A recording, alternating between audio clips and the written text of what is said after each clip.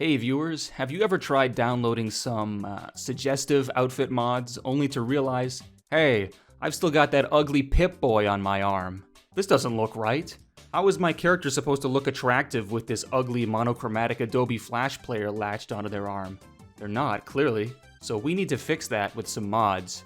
I'm talking Pip-Boy replacers, and I don't mean retextures, no, full-on model replacement or removal is what I'm covering today. I've got a lot of mods to go over. They're listed on screen right now, so let the battle begin. Actually, let the battle end, because the winner this time is pretty obvious. If you're looking for a handheld Pip-Boy that isn't hideous and doesn't introduce game-breaking bugs, look no further than the Pip-Pad mod. It might not be the most lore-friendly option, but who cares when it looks this good? That is my recommendation, although if you just want the Pip-Boy to be invisible in third person for screenshot purposes and you're not interested in changing its appearance, the mod Invisible Pip-Boy for third-person view should have you covered.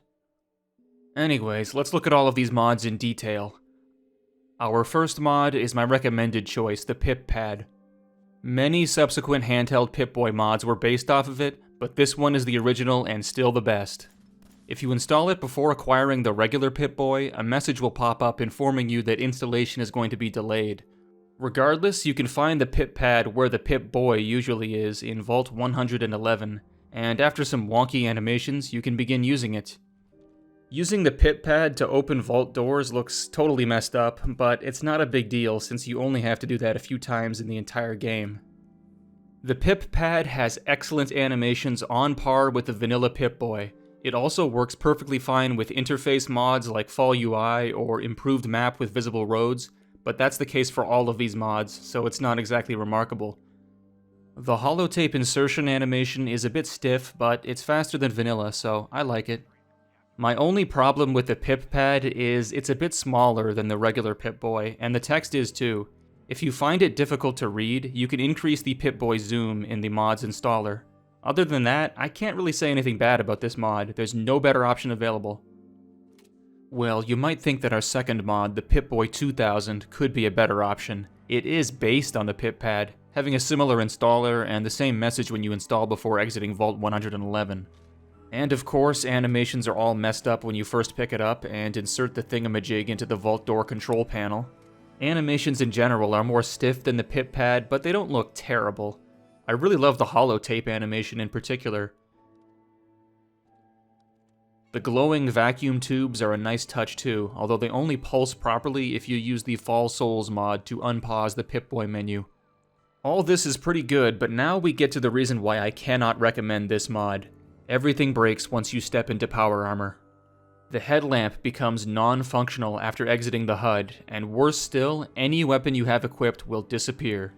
You can't attack or reload in this bugged state, and neither can you jump.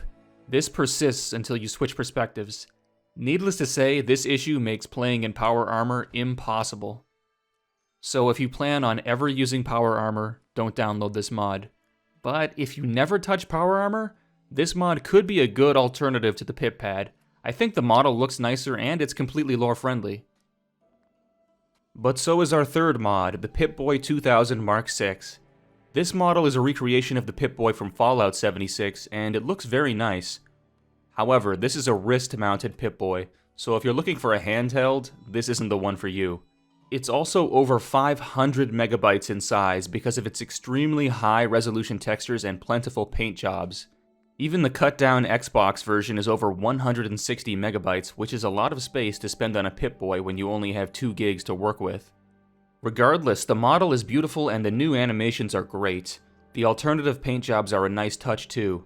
The only thing I don't like is the slight curvature the screen has, which makes it a bit harder to read. This Pip-Boy isn't a bad choice, but I personally would prefer a handheld Pip-Boy. If you want a new wrist-mounted one though, this is going to be your best choice. Your worst choice would be our fourth mod, a small set of 6 Pip-Things. I'm not going to sugarcoat it, this mod is god-awful. It adds a handful of modification options for your Pip-Boy at the armor workbench, and they all suck balls. You'd be 1,000 times better off using the vanilla Pip-Boy. These Pip-Boy alternatives have no custom animations, horrifically ugly models and textures, and they don't fit within your view frustrum unless you alter your FOV. Even then, the interface doesn't even fit the Mech Boy screen, and the Pip watches are too small to read properly. There is an option to enlarge the screen, but it doesn't work for me, and from what I can see in the screenshots, even if it did work, it would look like complete shit. Avoid this mod like you would avoid the Black Plague if it still existed. Our fifth mod, the Pip-Boy 3000A, is a blast from the distant past, 2008. Yes, this mod recreates the Pip-Boy from Fallout 3 and adds it to Fallout 4. As nice as the 3000A's models and textures are, the animations are a downgrade from vanilla. Twisting the dials or inserting holotapes is no longer animated. To be fair, that is how it worked in Fallout 3, but I don't see how it's an improvement. Also, the very prominent buttons on the bottom of the Pip-Boy trick me into clicking on them, thinking they'll activate the labeled functions, but they don't. They're purely cosmetic. There are some alternative paint jobs available for this Pip-Boy, which is nice to see, but I think the Pip-Boy 2000 Mark VI is a significantly better wrist-mounted Pip-Boy option if that's what you want. Invisible Pip-Boy in third view is our next mod. I picked it at random out of the myriad of functionally equivalent mods that hide the Pip-Boy in third person. This one is good. It does what it says on the tin, making the Pip-Boy's texture transparent in third person, but not affecting the first-person model in any way. Some outfits will have missing geometry because they were optimized by removing polygons covered by the Pip-Boy, but that's fine. You can download the sleeve fix from the Pip-Pad mod to alleviate the issue. That's all I have to say about this one. Seventh up is the mod Dear Pip-Boy, a diary Pip-Boy mod. I thought I might not be able to review this one, since no matter what I did, the vanilla Pip-Boy was still present on top of the diary. Even when I bypassed the Vault 111 sequence using Start Me Up, this still happened. I had to use a console command to unequip the regular Pip-Boy to fix the problem, but honestly, it wasn't worth it. While I appreciate the unique idea of using a written diary instead of an electronic device to store information, this thing is practically unusable. You can't click on anything with the mouse and can hardly even see the Pip-Boy interface no matter what color settings you use. Downloading the Fixes mod does help by allowing mouse input and changing the diary page color to white, but it still doesn't look good. The animations are awful and the thumb renders behind the interface, which looks terrible. The only way this mod could look decent is if it remade the entire interface to appear handwritten, but that would be a tall order. As it is, this mod is a novelty to look at for a few minutes before uninstalling and choosing something better. Our final mod, Tactical Tablet, is not available on the Nexus because of some intellectual property nonsense. Luckily, it's still hosted on other websites. This is yet another mod that's based off of Pip-Pad, which means it comes with a similar installer and has the same startup message. Unlike other Pip-Pad based mods, this one has a hilarious vault door opening animation which I love. In general, animation quality is excellent, although there is no holotape animation. That's probably because this tablet isn't wide enough to seat a holotape.